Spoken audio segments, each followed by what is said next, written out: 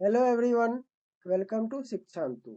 हम इस वीडियो में एनसीईआरटी मैथ क्लास 10th के एक्सरसाइज 3.2 के क्वेश्चन नंबर 3 को सॉल्व करेंगे। तो बने रहिए हमारे साथ वीडियो के अंत तक। तो शुरू करते हैं। हमारा क्वेश्चन नंबर 3 है, कह रहा है कि अनुपातों a1/a2, b1/b2 और c1/c2 की तुलना कर ज्ञात कीजिए कि निम्न रैखिक समीकरणों के युग्म संगत है या असंगत है। यानी कि जो हमें इक्वेशन दिया गया है, यानी कि दो पेयर में इक्वेशन दिया गया है, उस इक्वेशन को हमें फाइंड आउट करना है। यह इक्वेशन कंसिस्टेंट है या इनकंसिस्टेंट है। तो हम सबसे पहले इसका बेसिक कॉन्सेप्ट जान लेते हैं कि किन किन स्थिति में कंसिस्टेंट होगा और किन स्थिति में इनकंसिस्टेंट होगा। सबसे पहले आपको बता दूं कि जिस इक्वेशन का कोई ना कोई सॉल्यूशन हो, यानी कि एक सॉल्यूशन हो या दो सॉल्यूशन हो या अनंत सॉल्यूशन हो, तो उस जिसका कोई ना कोई सॉल्यूशन हो उस स्थिति में क्या होगा, कंसिस्टेंट होगा। और जिसका जिस इक्वेशन का कोई सॉल्यूशन ना हो उस स्थिति में इनकंसिस्टेंट मतलब असंगत होगा। तो सबसे पहले बता दूं कि यहाँ पर क्या होता है, a1/a2 does not equal to b1/b2। जब इस प्रकार का हमें इसका कॉन्सेप्ट आए तो क्या होता है, उसका जो हम ग्राफ बनाते हैं तो इंटरसेक्टिंग लाइन यानी कि प्रतिच्छेदी रेखा होता है, यानी कि कहीं ना कहीं वो लाइन एक दूसरे को इंटरसेक्ट करते हैं। उस स्थिति में हमें एक क्या होता है, सॉल्यूशन प्राप्त होता है। इस स्थिति में क्या होता है, सॉल्यूशन हमें प्राप्त होता है। तो इस स्थिति का जो होगा इक्वेशन, उस स्थिति का क्या होगा, वह इक्वेशन क्या होगा, कंसिस्टेंट होगा यानी कि संगत होगा।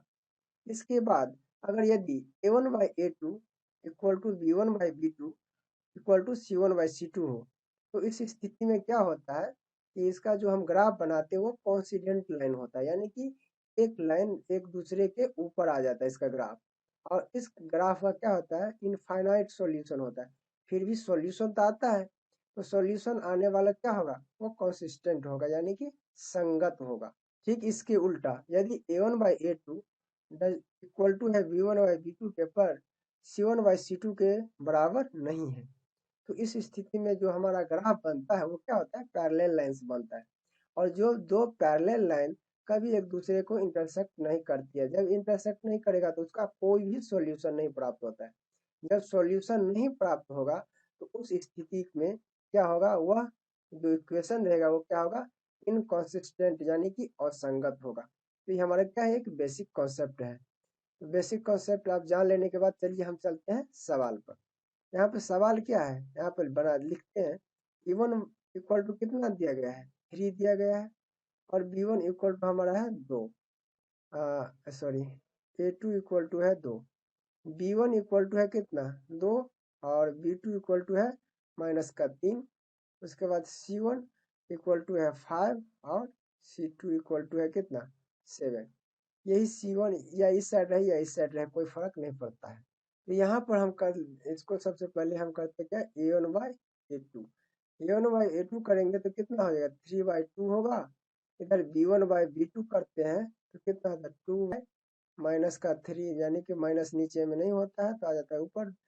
यहाँ का 2 -2/3। उसके बाद c1/c2 आ गया कितना, 5/7। तो सबसे पहले देखते हैं क्या, a1/a2 does not equal to क्या है, b1/b2 के। यहाँ पर इसका वैल्यू और इसका वैल्यू सेम नहीं है, नहीं मिलता है। जब ये दोनों बराबर नहीं है तो आगे जाने की कोई जरूरत है ही नहीं। तो उस स्थिति में क्या होगा, इसका जो ग्राफ बनेगा वो क्या हो जाएगा, इंटरसेक्टिंग लाइन हो जाएगा यानी कि प्रतिच्छेदी रेखा हो जाएगा। जब ये इंटरसेक्टिंग लाइन होगा तो उसका सॉल्यूशन प्राप्त होगा। जब सॉल्यूशन प्राप्त होगा तो उसे क्या कहते हैं हम, कंसिस्टेंट लाइन कहते हैं। तो यहाँ पर लिख देंगे, दिस इक्वेशन आर रिप्रेजेंट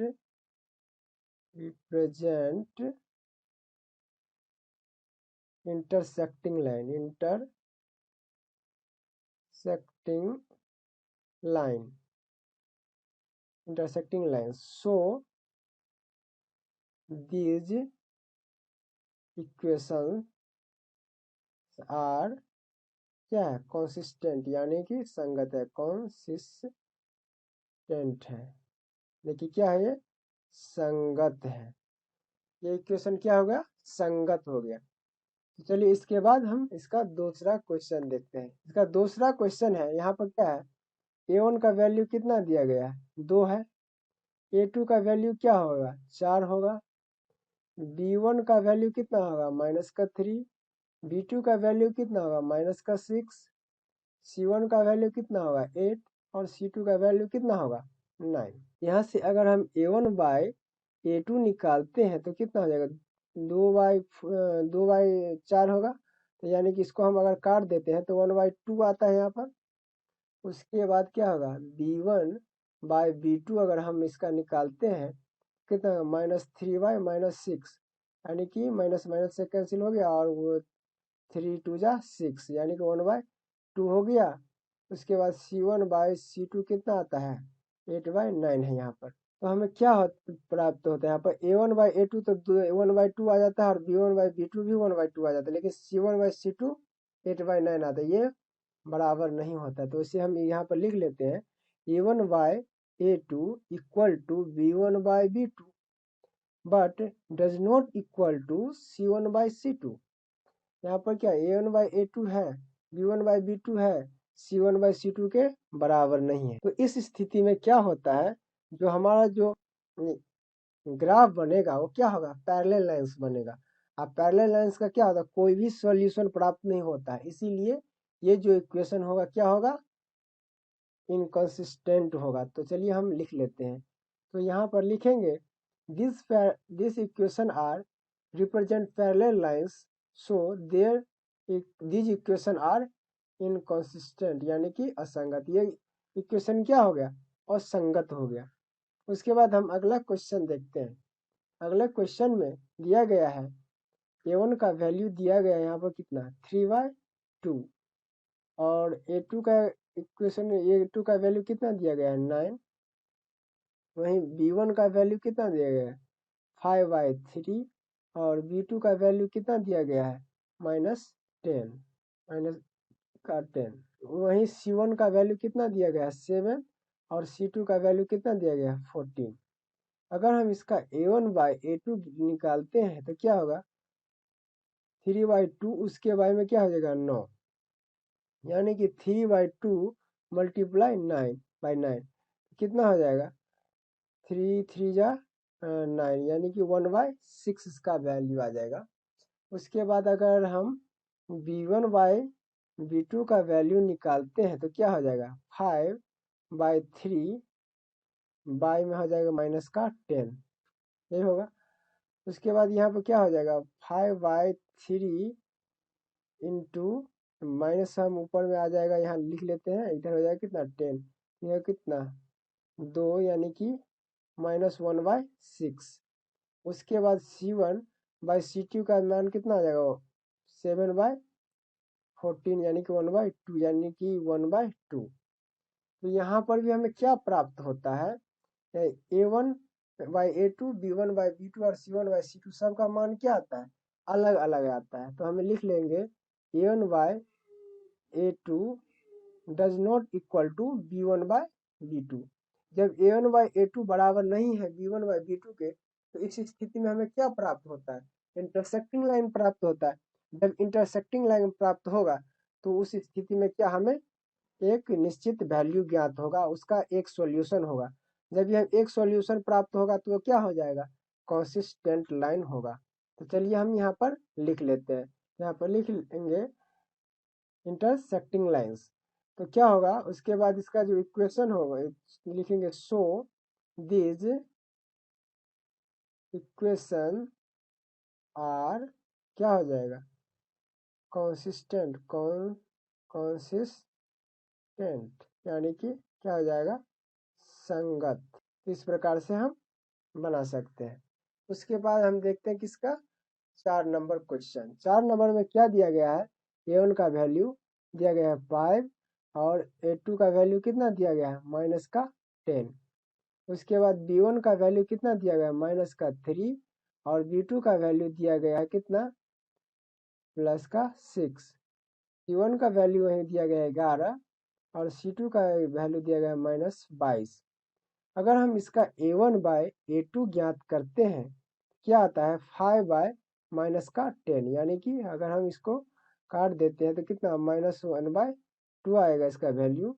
अगर b1/b2 आते हैं तो क्या हो जाता है -3/6, यानी कि इसको भी काट देंगे तो कितना हो जाएगा माइनस का 1/2।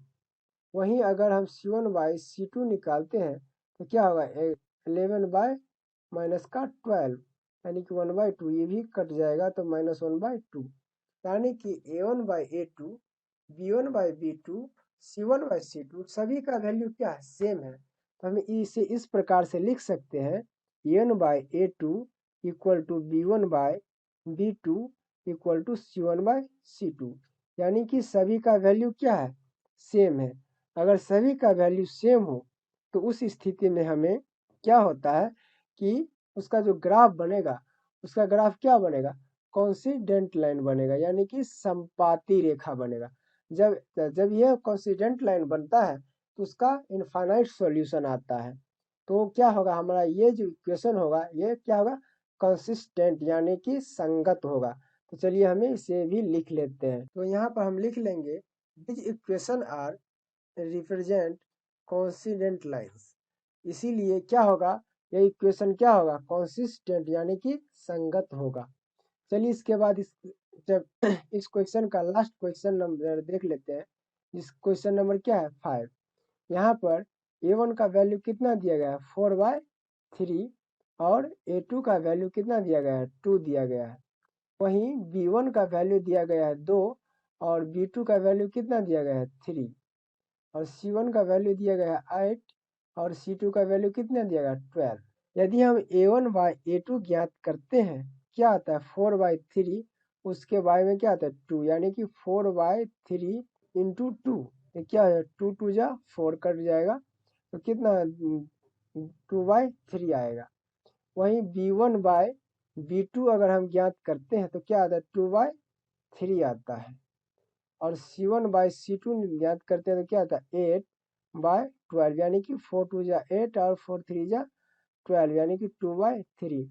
इस स्थिति में भी क्या आता है a1/a2, b1/b2 और c1/c2 का वैल्यू क्या आता है सेम ही आता है।